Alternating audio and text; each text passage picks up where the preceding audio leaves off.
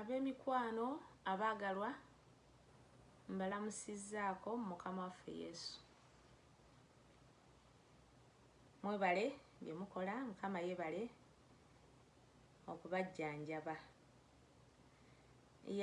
Nkomyewo leero n'omulandira gwaffe gwe twatunuulira omulundi ogwayita, omulandira ogwokutaano. Nsonyiweko katono.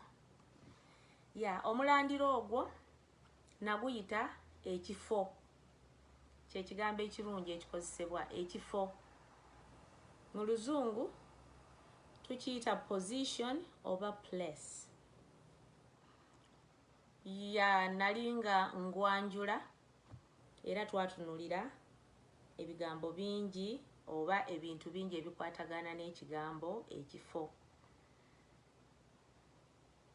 Twalaba nti ekifo oyinza okiyita era kifo. Mu Luzungu oyinza okukozesa ekigambo location, oyinza okukozesa ekigambo place, oyinza okugamba area oba point oba spot. Byonna kifo. Wakati mu biseera bye ebya bulijjo kyoyita ekifo era kyekifo. Twasoma ekyawandiikibwa ekikwatagana n'omusajja wa Katonda, Adamu, Katonda gwe tulaba nti gwe yasooka okutonda. Adamu yatondebwa before any other man. He was the first man to be created by God.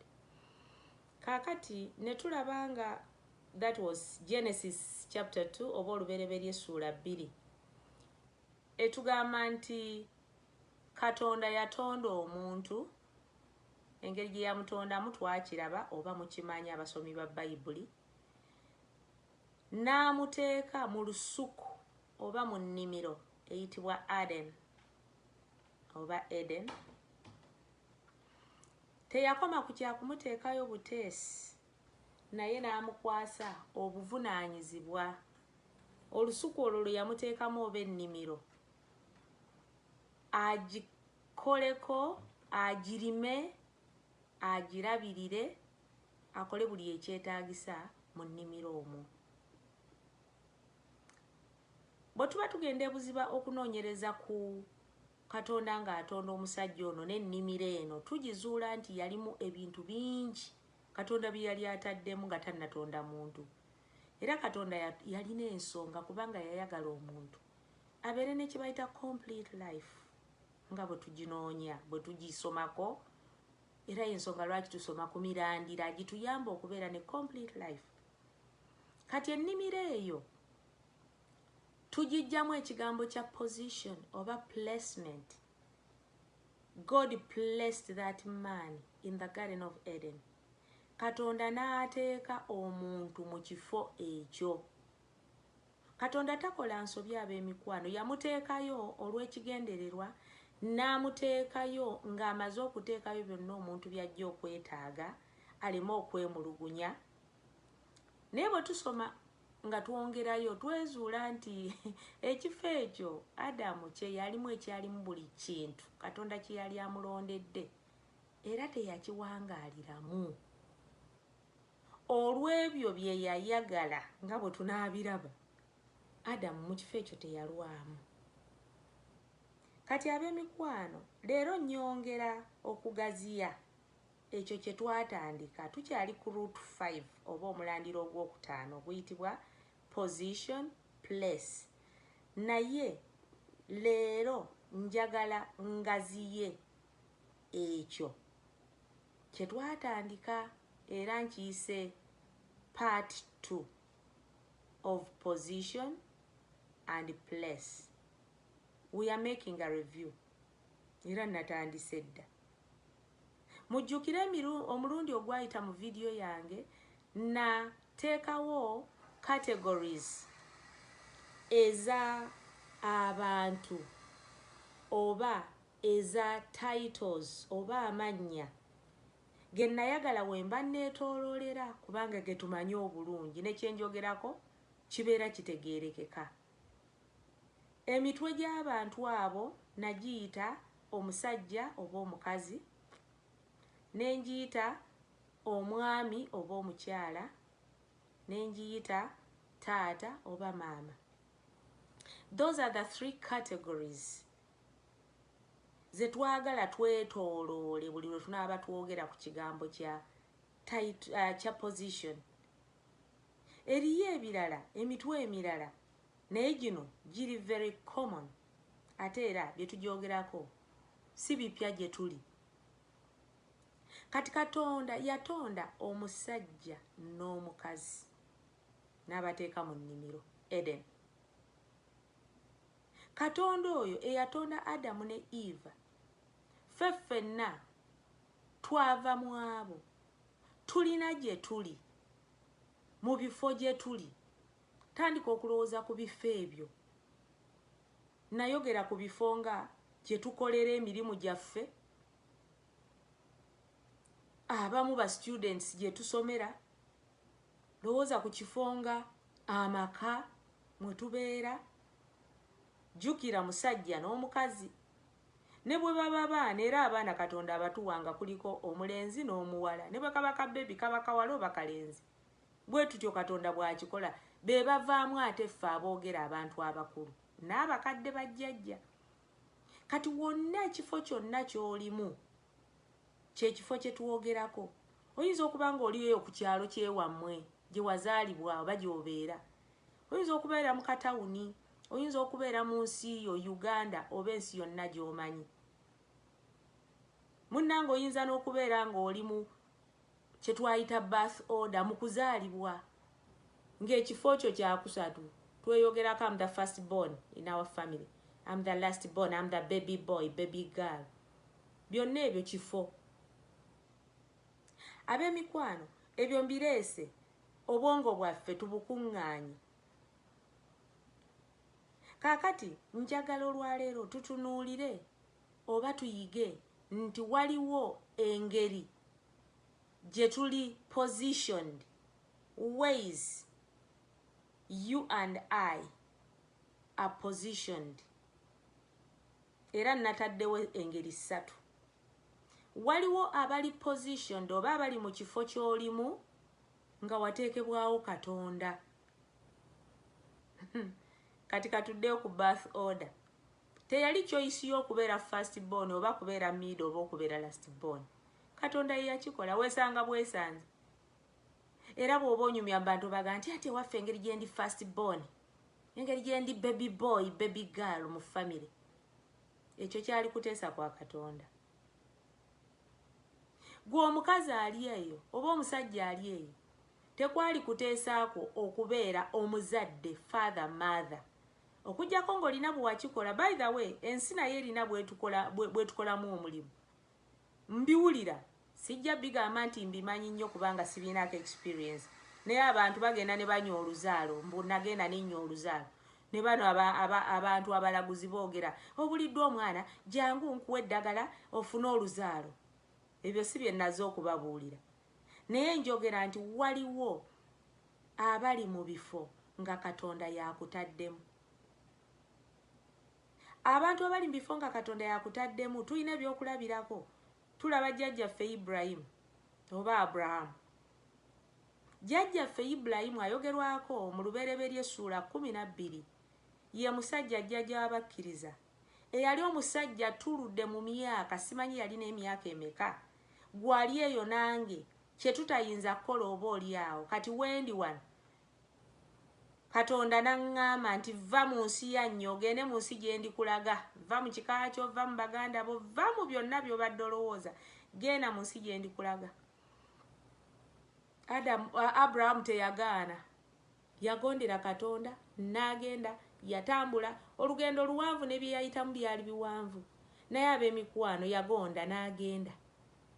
Katonda kye yamusuubira yakituukiriza ye. Abraham alina we yatuuka n'abanga ye jjajja w'amawanga. Katonda amwazizza era tumaliriza nga tumuyita jjajja w'abakkiriza. Lwaki? Kubanga yalina okukkiriza okunywevu. Nva ntya ewaffe, nze ndeka ntya baganda bange, ndeka ntya. Yabireka. That is God positioning. Abalala be tulaba Katonda ayinza okupositioninga mu leadership kubanga Bayibuli egamba nti Katonda yagaba obukulembeze. So nga ate eriyo bye bayita abafuzi Katonda talonda bafuzi tabawa bifo. Katonda awa abakulembeze ebifo ebyokulembera. Tulinayo ekyokulabirako mu Bible ekya Joseph gwe bayita Yusuf.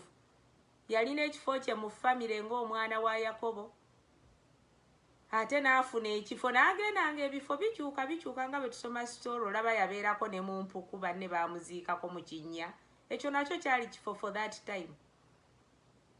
N'agenda mu maka ga Pontifa nakyo kyali kifo. N'agenda mu kkomera kyali kifo. Yusufu amaliriza afuuse gavana kifo.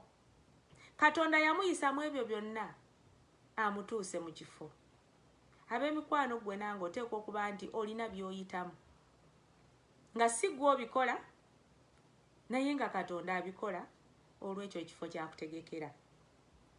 Tusoma ku Musa, yali musajja mulunzi wa ndiga.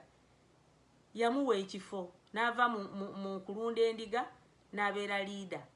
N'alungamya abaana ba Isirayiri okuva mu nsi eyo ey'obuddu paka gye yabatuusa. Tusoma ku kabaka Dawudi.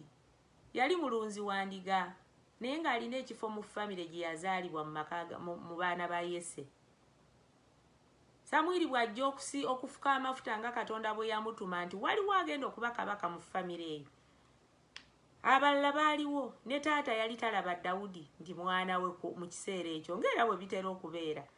Abazadde abasajja bazaala abaana munnanga ate ekiseera ne kituuka ng'oyo omwana ali insignificant mu baana. Ng'alina baalaba, bw'ayita gundi, bw'aba ayogera ne gundi, bw'aba ateeseza gundi, naye ng'eriyo abaana abalala. Naye bonna baana be. Kati n'ewa Yese bwe kyali, Dawudi yali insignificant. Naye ab'emikwano, olw'ekifo Katonda kye yali ayagala omuteekamu, mu kiseera ekyo nga Samwiri azze okufuka amafuta, Katonda yagaa nti gwe njagala sitaliwo wano. Paka ng'amwereetedde. Ne taata Yese kyamwewunyisa nnyo ne baganda be okubeera nti eyali mu kifo ekyokulunda embuzi endiga awunya obusa, Katonda yamweyimusiza n'amuteeka mu kifo n'afuuka kabaka. Ebyo bye byokulabirako bye mbawadde. Ekigambo kya Katonda okubeera ng'akutadde mu kifo kirungi kubanga God's positioning is permanent and appropriate. Katonda takola nsobi. Tusomye ku musajja Adam. Katonda bwe yamutonda, he appropriately positioned him in the Garden of Eden. Nze ndowooza waliyo ebifo ebirala gye yali asobola omussa, naye awo wennyini we yayagala we yamussa, we wali obugabirizi bwe. Bayibuli bwe tugisomera mu chapter 2 etugamba nti mwalimu emigga egikulukusa amazzi amalungi, mwalimu ebirime, mwalimu ebibala, mwalimu buli kintu kye yayagalanga kyonna kyali mu maaso ge. Ab'emikwano, when God positions you, he provides, he equips, you are there permanent. Kati manyi muyinza okuba n'ekibuuzo nti kyogamba nti abantu abo tebaafa ye. Era twasoma mu ntandikwa nti life is created and life expires. Buli kimu kibaako entandikwa n'enkomero n'obulamu bwe bubeera. Tekitegeeza nti Katonda bw'akuteeka mu kifo toveewo ojja kuvaawo. Either ojja kufa oba ekiseera kye kijja kubanga kyekyakuge nti wummula wano vaawo kati ate kankole nnondo omulala. Naye nga his positioning is perfect. Engeri endala gye tuli positioned gwe nange kati gwe weezuule wa woogwa is by man. Man positions. Ku mirimu gye tuli batupositioninga. Olumu bateekawo obuti akatimbe advert babakiyita batya akalango nti bannange waliwo position iri opening, whoever wants it bra baagala qualifications zo n'oteekayo application ne bakuwa. That is man positioning. Erina bye yeetaaga, man is positioning erina bye yeetaaga oqualifying olyoka obeere mu kifo ekyo. God is positioning. Ye yakolanga bwakola kubanga he is who he is. Kyovola nti ajjayo ba Dawudi abawunya obusa n'abafuula bakabaka. Mwemulowooza Yese yandibadde asobola okugamba Dawudi afuuke kabaka era nga amulabawo? Naffe nno bannange bwe tubeera abantu bwetyo bwe tutunulira abantu bannaffe, positions abantu ze balimu tebazigyamu. Oyo tasaanirawo kalaba obugulu, nze munnange yansobera, oyo naye oba yanona kimu ekyekifo kyekyo kyalina okubeeramu bw'abanga Katonda yakimutaddemu. Kubanga Katonda tasosola mu bantu, talina bamaanyi batali bamaanyi, banene basoma bataasoma, ye akolanga bw'ayagala.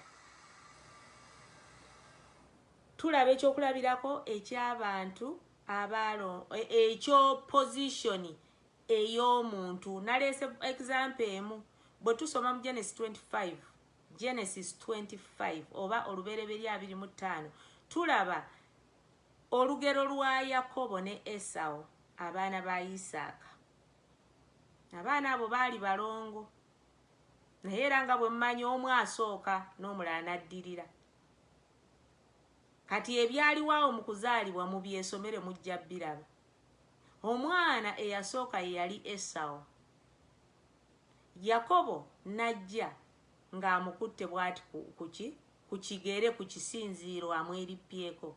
Awo waliwo ensonga nnyingi Bayibuli zennyonnyola. Naye ab'emikwano abaana bano balina maama waabwe gwe bayita Rebbeeka. Bayibuli egamba nti Isaaka yayagala nnyo Esau, Rebbeeka yayagala nnyo Yakobo. Era mu kwagala abaana abo, taata alina kye yali ategekedde Esau omwana omukulu ku balongo abo bwe busika. Ate maama yayagala nnyo Yakobo, naye teyalina nnyo kye yali amutegekedde. Wabula ntuuka ku nsonga egamba nti omuntu ayinza okupositioninga nga ye bw'ayagala. Eby'obwa Katonda maama Rebbeeka teyabitunuulira, ye yatunuulira ye kye yali ayagala. Olw'okuba yali ayagala Yakobo, n'amuinfluensinga, n'amupikaapika atwale obusika bwa Esau. Naye ebyaddirira tebyali birungi. Ndeese ekyo kyakulabirako. Omuntu akuteeka mu kifo. Maama wa Yakobo ne Esau yayingirawo n'apositioning omwana we Yakobo we yali tateekwa kuba, n'amuliisa akagoyo ka Esau, n'ajja ku Esau eky'obusika bwe Yakobo n'akitwala. Story mugyesomere mujja kukiraba. Bamaama gye tuli emabega eyo abakola ebintu bwe bityo, so nga ate ne bataata gye bali ne ku mirimu gye biri ne baswikinga ekifo ky'omuntu for another person, oba gwe ne weewaŋŋamya mu kifo ky'omuntu for your selfish desires. Whatever you do, you know. Era kyenjogerako tubikola era tubimanyi. You can be positioned by God, and I said God positioning is permanent and perfect. Man positioning is not permanent, may have effects, what we may call side effects. Then finally, there is what we call self-positioning. Self-positioning, okwewaŋŋamya mu kifo. Bayibuli neeyina weeyogera mu Isaaya, nja kukinoonya nkibasomera obuddako, nti olunaku lujja Katonda lwanajja buli eyewaŋŋamizza mu kifo kyatateekwa kubeeramu akuggyewo. Ate okukugjawo kwe tekujja kuba kulungi. Bameka abali eyo nga muli mu bifo bye mwewaŋŋamizzaamu? Omanyi watta munno ofune ekifo, gyebiri. Waloga munno ofune ekifo. N'abalokole munnange tusaba Mukama ekifo ekyo kiraba kyanga omulokole oyo tateekwa kibaamu nga bwe wagamba nga bwe n'osaba essaala eteriiyo. Mujja kumbuuza Katonda awulira essaala bwe zityo? Waliwo ebimu Katonda byakola yeerage nti Katonda, era n'ogenda mu kifo ekyo naye nga si yakutaddemu. Oluvannyuma n'akwambuliramu n'akugamba kati n'engeri gye weeteekayo teyali ntuufu kati dda wano. Ate ne mumulaba ng'akomyewo agamba bannange nze eri ku mulimu gye nkolera bampalana buli omu bandoga bakola ki kale ekifo kyange tekyali kikyo. Ani yakikuwa? Era munno gwe wakijjamu gwe olowooza ali atya? Nga tumaze okutunuulira emirundi egyo esatu gye tuli positioned nga Katonda akuwadde ekifo okifunye ng'oyita mu muntu ku mirimu gyaffe mu masomero awaka waliwo abantu obadde housemaid all of a sudden ogera okulaba mukamaawo ayaniriza housemaid omulala akugamba wange nakanjako gira osibe ebintu byo emmotoka ekutwala eri wabweru nti mami ndagawa ndeese ono yagenda okubeerawo gwe kati ddayo ebintu bwe bityo. Ekibuuzo kye nnina gy'oli nange nti how are you and I positioned? Awo wooli maama oba taata wooteekwa okubeera oli mu kifo kituufu? Gwe musajja gwe oba mukazi gwe ampuliriza wooli wooteekwa okubeera? Gwe mwami gwe oba mukyala gwe wooli wooteekwa okubeera? Ng'oggyeko birth order.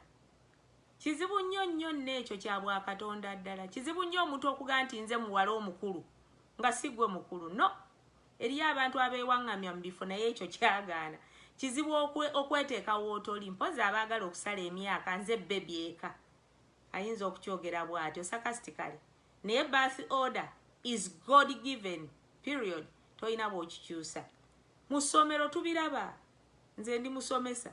Omwana omwaka ne gutandika nga mwadi meeting abaana olw'okuba alinamu eriddi naayo gye yava ebintu byali bibi ne bamugamba alina okudda mu kiraasi kati atuuse wano muwadde zi interviews ne zisooka taziyise mumuzizza wansi emyaka 2 oba ebibiina 2 afiirawo nti waakiri kanneekweke mu kiraasi mwe nnina okubeera balinzuula. Oli mu register okayita tekaliimu wange gwe wavudde wanti nze nnina kubeera wano seera ticca baŋŋamba nnina kubeera wano nedda. After some time tukizuula era ne tukuteeka gy'oteeka okubeera. Abatasobola kugumiikiriza ogera okulaba omuzadde omwana amugye mu ssomero naye nga we are trying to place him correctly, rightly, appropriately. Kubanga we tumuteeka wajja okufunira obugabirizi obumwongera mu maaso. Eyeeka gy'oli ekifo ky'olimu kituufu gwe ali eyo eyeeka wammwe eyo gy'oli? Ku kyalo kyewammwe gy'oli, mu tawuni mw'oli, mu nsi mw'oli, oliwo mu butuufu oba weebuzaabuza? Njagala twezuula ab'emikwano. Position kikulu nnyo mu bulamu bwaffe. Bw'otobeera na right position mu bulamu bwo mu nsi mw'otudde mu kifo we bakusuubira okubeera waliwo obuzibu. Nze nakula we twakulira tetwalina nnyo bintu ebyo incidences z'ababbi looza ababbi abaali ku byalo baali bano ababbi b'enkoko. Of all things bamukwata abbi enkoko oba bbye amagi asituddeko enkoko n'atwala amagi. Looza bambi gwalinga mululu ng'ayagala alye ku kintu ekyo tatera kiraba. Naye kati ababbi bagenze wala ne bajjamu obumooli ne bayitamu ne bajjako bulooka ne bayitamu ne bagenda waggulu ne bajjako ebbaati kwegamba obwo obubbi bwa diguri ya waggulu. Ekyo nakyo kifo. Ng'oli ku kyalo naye okola ekyo. Omubbi omwana wa gundi bamumanyi. Mufere, mubbi, mutemu. Is that God given? Is that man given? Is that self position? Ab'emikwano tuli mu maka ng'oli mukyala by the title wife. Naye ng'ekifo ky'olimu si kikyo. Weekebere. Oyinza okuba ekifo ekyo wakiryawo ku munno. Mu ngeri zo nga bwe wayagala. Bayibuli eyogera ku craftiness. Job chapter 5. Okuva ku lunyiriri olw'omukaaga genda otuuke wansi. Naye agamba nti Katonda ajjulula enkwe z'abagerengetanya. Ajjulula enkwe z'abagerengetanya. Era waliwo Bayibuli weeyogerera nti zimusanze ajulula olusalosalo lwa muliraanwa we. Abakyala bangi nnyo bayingiridde amaka ga bannaabwe in the names of oyo talina kyasobola kukola nze nsobola, oyo omusajja yamulema nze musobola. Omusobola otya? Abasajja bangi bayingiridde amaka ga bannaabwe kubanga omusajja gundi talina buvunaanyizibwa, he's not a man, leka mulage nti nze musajja. Mu maka ga munno mwolagira nga bw'oli omusajja. Ate abasinga obungi bakola kino nga bamaze kulemwa gaabwe. Eri ewuwe si musajja nayagala afuuka omusajja mu maka ga musajja munne. There are consequences. Naawe omukazi otambudde ensi yonna yonna buli kisajja kikyo paka lwolabagana amaka agateredde n'ogamba oba oyo omusiguukulawo ntya. Bw'omusiguukulula n'omaamira ku media yegwe mukyala gundi weyita na Mrs. kyekisooka. Abatamanyi nze Mrs. so and so wakijjawo ekifo. Tayito gye weewa ya bwa Katonda, Katonda yakutaddewo. Tumaliriza nga tuli mu mess. Abantu bangi bali mu buzibu olw'okwewaŋŋamya mu bifo bye batateekwa kubeeramu. Taata maama nakyogerako omulundi oguwedde. Bwe weekyekinga ddala okola nga taata mu kifo ekyo ky'olimu mu baana bo. Bakumanyi gwe taata, bakumanyi gwe maama. Naye you are not functional, you are there by title. Maama bakulaba era bakwenyumiza maama waffe wuuyo. Ne bambi bwe badde ebweru eri bagamba I wish I had a mother like yours. Fe maama waffe talina kya, tewaliwo kyatukolera kiraga nti maama oli maama by title maama. Yamuyinza okuba abaliyo nga munga nti by the fact I have that title oyo omwana njogerako yatamanyi kyakola. Nedda, don't justify the situation. Beera maama ali mu kifo ng'otuukiriza obuvunaanyizibwa bw'oteekwa okutuukiriza. Beera taata ali mu kifo ng'otuukiriza obuvunaanyizibwa bw'oteekwa okutuukiriza. Mu byalo byaffe babalonda mu bifo. Abamu ne mwewaŋŋamya ku self positioning. Nabadde mbawaayo ekyokulabirako. Tulinamu be tuyita ba rulers, not leaders. Abafuzi. Katonda alonda abakulembeze. Omuntu bwe weeteeka mu kifo obeera mufuzi. Era be baboogera nagambye. I am the boss ku mirimu beyita boss. Don't you know I'm the boss? Ffe tetwagala boss, ffe twagala leader. Leader says we do. Leader seeks advice. Leader is a team worker. Naye ruler atuula ku ntebe eri waggulu n'alagira. Gwe taata ali eyo oli taata ayagala okubeera recognized by your voice. Oba oyagala kufuna ntebe esinga obunene mu nju ogituuleko basobole okumanya nti gwe taata. Nga toli tokola by'oteekwa kukola nga taata. Bayibuli erina byekugamba okole nga taata. Twechekinga ab'emikwano. Position ze tulimu. Sigamba nti nno tuzejjemu. Ddala bw'oba olanga position gwe wagyewaŋŋamyamu. It's high time you did that. Before it's too late. Katonda ajja mu Isaaya agamba nti nzija okujja abo abeewaŋŋamizza mu bifo bye ssaaba wakubeeramu. And the consequences will be bitter. Ab'emikwano, Katonda yakola omuntu, omusajja n'omukazi.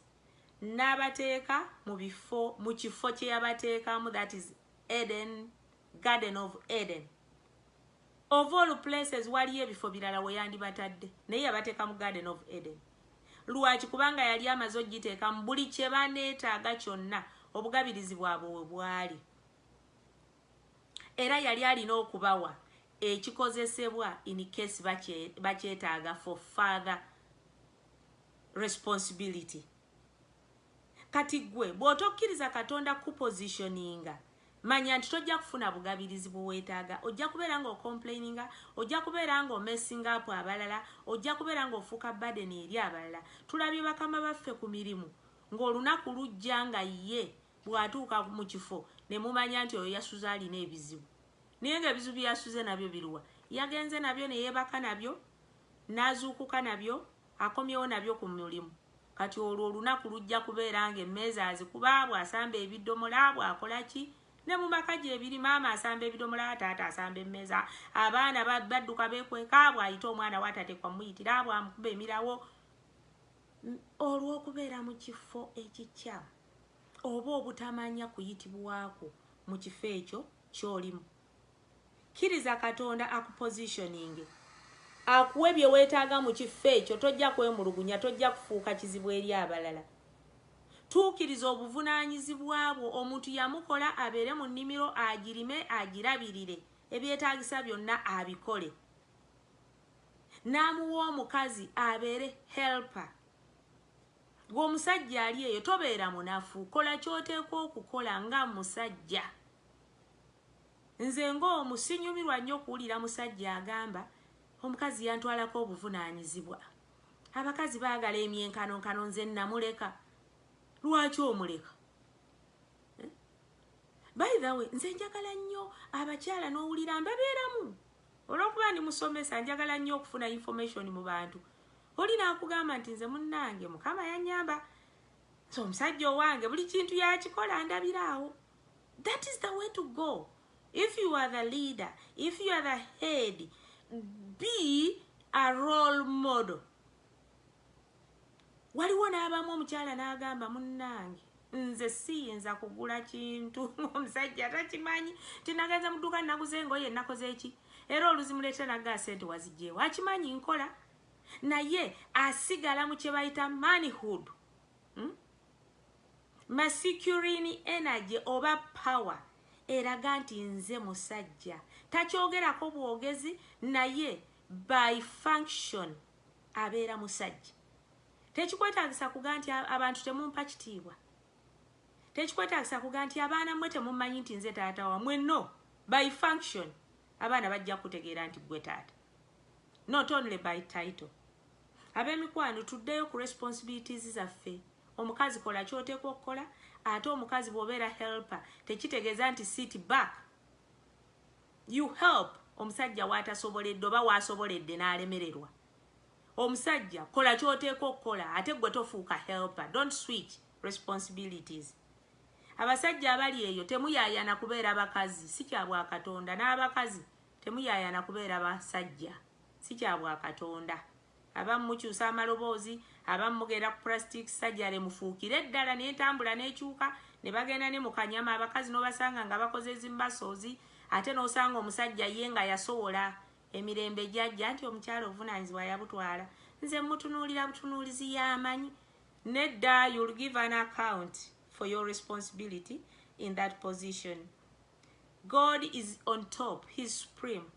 Tumwesige, tumugondere, ajja kututambuza n'obwesigwa ate era n'obuwanguzi mu position eyo yennyini gy'aba atutaddemu. Tumukkiriza atupositioning because he positions you appropriately. Yamanyi kifo kiwakuteeka na biki by'oneetaagamu n'obuwanguzi bw'obuliriddawa. Katonda amanyi buli ekikukwatako kyonna n'ekifo kyakutaddemu agenda okikuteekamu ng'amanyi lwaki akikuteekamu. Era akuwa buli kye weetaaga olw'ekifo ekyo. Kati ku bakyala abo abayingirira bakazi bannaabwe, I'm not biased. Naye nga ebigambo bye tuwulira tubireeta wano abantu tubiyigireko. Oyingirira mukazi munno kubanga konna amagumba gakazze kungulu. Oyo yateekwa okubeera mu kifo ekyo. Ekyokubeera nga amagumba gamuli kungulu, you have nothing to do about it. Twasanze mwami gundi nga bagenda ku mukolo ne kakazi ke bw'okatunuulira. Olwo ng'awulira ayagala aganza omunenenene nze nsaana okubeera awo. Nedda, gwe omunenenene waliwo ensonga lwaki toli mu kifo ekyo. Weekebere. Ate naawe ali mu kifo leka kubostinga kwegamba kwenyumiririza nnyo nti era nze bwe nakola bwe nti. Nedda, kisa kya Katonda. Ab'emikwano maliriza nga ngamba nti bw'obeera nga tonnaba kubeera nga weezuula mu kifo kyo, kye kiseera otuule weebuuze wendi we watuufu. ku mulimu bw'oba student bw'obeera waka buli kintu kyonna kubanga ekifo kigenda ne title kigenda n'obuvunaanyizibwa.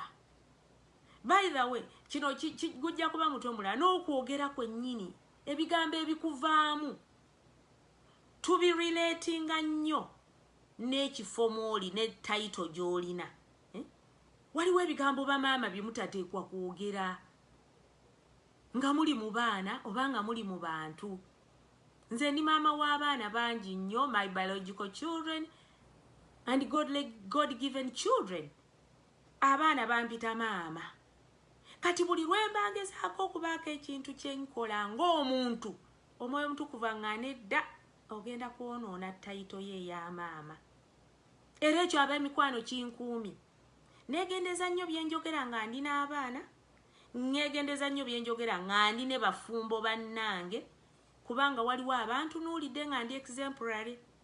Neegendeza nnyo bye njogera nga ndi mu public as a teacher. Neegendeza nnyo bye njogera wonna we mba njogerera oba bye nkola kubanga ndi ambassador wa Katonda. Antuma mu bantu nziguse kyayagala kigguke. Kati bwe nnaayogera leero ekituufu ate ne munsanga nga nkola opposite, it will be a mess. Kale n'ab'emikwano, position kigambo kikulu nnyo mu bulamu bw'omuntu and it is a root. Katonda yatupositioninga. Omwana azaalibwa from birth Katonda n'amupositioninga ate Katonda agenda akyusa positions okusinzira ye nga bw'alaba bwe kisaanidde. N'olwekyo twechekinge tumanye positions zaffe wa we tuli watuufu oba wakyamu. Bw'oba oli wakyamu it's not too late, osobola okukyusa. Ate position olumu bagikolerera. Bwe baba nga bataddeyo advert nti balina position ya manager nga tewasoma kutuuka ku level gye baagala, tokirwanira. Awo we wajjira obuzibu bwa self position oli agamba nti oba saasoma oba nasoma nja kubeerawo ndabe kye bankola. Tewali wajja kikola naye tosaana kukikola. Kola ekyo ekiteekeddwa okukolebwa ekiweesa erinnya lya Katonda ekitiibwa. Ab'emikwano tujja kwongera era tutunuulire position part 3.